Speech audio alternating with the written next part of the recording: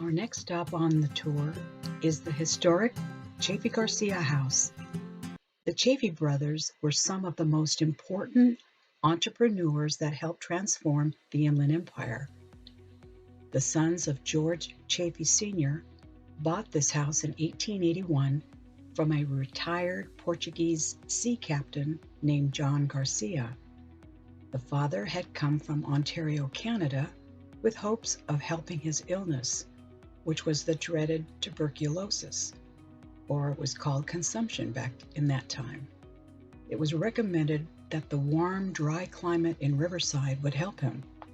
Sadly, he died a short time afterward, but his sons realized the area was ripe for development, and in this regard, they brought water from the hills to the north of the immediate area and aided in the development and future expansion of the citrus industry. Etiwanda was named by the Chaffeys after a Canadian Indian chief.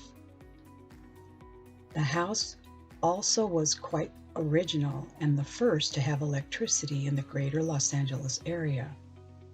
Working in real estate, land management, hydroelectricity, and especially advertising, the Chaffey family was instrumental in the development of the area.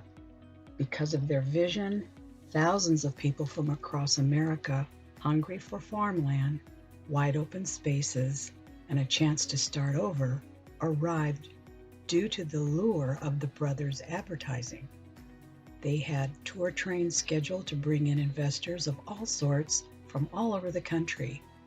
Their efforts put Etiwanda, Cucamonga on the map, and today there are schools and streets that bear their name that attest to the most important role they played in our history. After securing their foothold in the area, several of the brothers looked to new areas of work and applied their magic, and today the popularity of wine from Australia can be partially attributed to the brothers' hard work and vision of transplanting vines from this area to the down under continent. After falling into disrepair, the nonprofit Etiwanda Historical Society helped save the Chaffey Garcia house and brought it back to its glory. Joseph Garcia, a retired Portuguese sea captain, built the majestic house around 1874. It was the site of the first electric west of the Rocky Mountains and home to the first long-distance telephone call in California. The house was moved to its present location in 1985. Today, there are occasional tours of the home that show what life was like 100 years ago. About 600 feet away sits the Chaffey Isle House, which the Chaffey brothers built for their mother and sister. James C. Isle, one of the largest citrus ranchers of the time, who purchased the house in 1902 and moved it to the land where the 210 freeway is now located.